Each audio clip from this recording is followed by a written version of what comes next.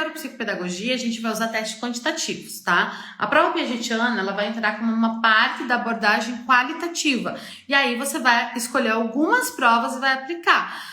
Eu sei que na psicopedagogia vocês aplicam várias sessões, né, até finalizar, mas na neuropsicopedagogia não. Você vai pegar uma sessão só e vai aplicar quando houver necessidade. Ou, por exemplo, eu não tenho ali instrumento de testagem para aquela faixa etária que tem ali, tipo, 5 anos, 6 anos, 7 anos, eu vou, né, de raciocínio lógico, então eu vou testar a prova piagetiana para ver como que tá essa maturação cerebral.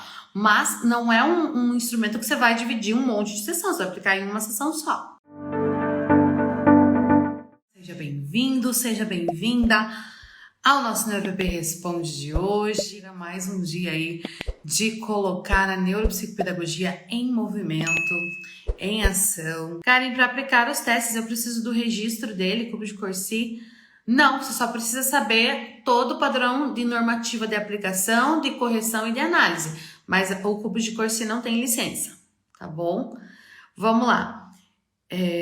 Existe algum site oficial onde podemos ver quais testes podemos usar? Algumas pessoas estão vendendo hoje em dia, mas eu gostaria de saber quais podemos usar e quais não.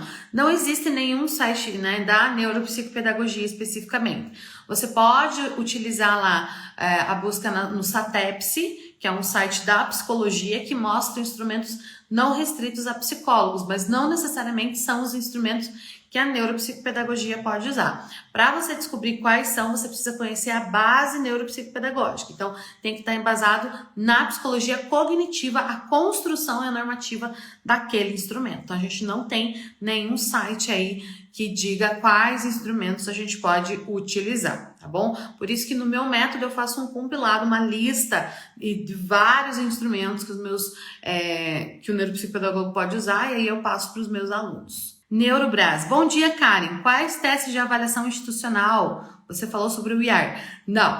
Não se faz avaliação no institucional. A gente faz uma triagem. O IAR, ele é um pré-requisito para alfabetização. Então, se você vai trabalhar com o desenvolvimento da alfabetização e quer fazer uma triagem geral, o IAR pode ser aplicado em grupo. Ponto. A gente não faz avaliação na neuropsicopedagogia institucional, tá? Por isso que não tem testes para você utilizar. Você vai, às vezes, fazer um nivelamento do teu grupo para melhorar o plano de intervenção. Por exemplo, entender quais são os requisitos básicos da alfabetização que a maioria dos sujeitos ali do seu grupo não conseguiram se apropriar, para você poder desenvolver essa habilidade, tá bom? Mas a gente não faz teste na neuropsicopedagogia institucional, a gente faz uma triagem. Quantos testes, Isaura Calduro? Quantos testes se faz por sessão? Depende muito do tempo da sua sessão e do tempo de aplicação de cada instrumento, tá bom? Tem instrumento que vai ser um teste, tem sessão que vão ser 5, 4, 6 instrumentos. Então depende do teu planejamento. A caixa piagetiana pode ser confeccionada, pois o custo dela é tão elevado? Pode sim, pode ser confeccionada, não tem problema nenhum. Inclusive no método eu dou orientação de como confeccionar, tá?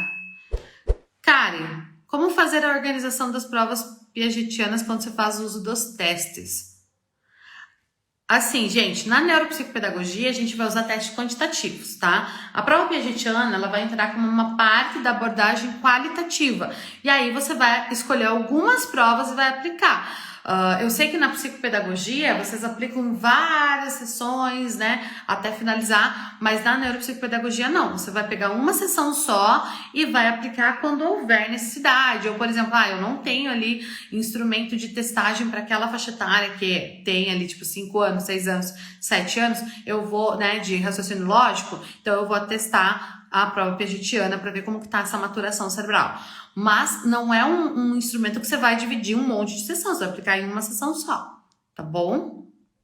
E se você quiser dividir, você até pode, mas você vai dividir ela em grupos ali, sempre um pouquinho em cada sessão. Também pode, não tem problema nenhum, mas o nosso foco aqui são os testes quantitativos. Babi Marcelli, qual pós-graduação devo me especializar para atuar nas clínicas?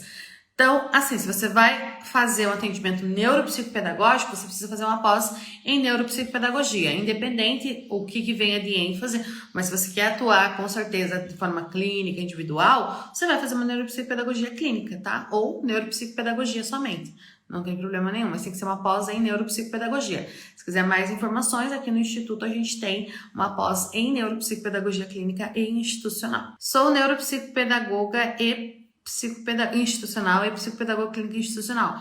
Como colocar no cartão de visita? Você pode colocar que você é neuropsicopedagoga e psicopedagoga, como você quiser. Não precisa nem colocar clínica institucional, tá? Porque vai ficar muito grande. Mas coloca assim, neuropsicopedagoga e psicopedagoga, não tem problema nenhum, tá bom?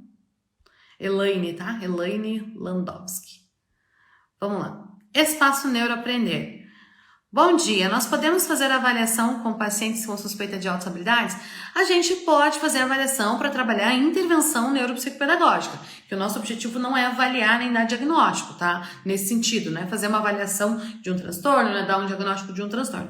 É fazer uma avaliação para intervenção, para auxiliar o sujeito. Mas, então a gente pode fazer de altas habilidades sem problemas. Só que se é suspeita de altas habilidades e é para fazer um diagnóstico, tem que caminhar para um neuropsicólogo, porque é somente ele que vai poder aplicar os testes corretos de avaliação de inteligência, tanto inteligências múltiplas quanto de QI.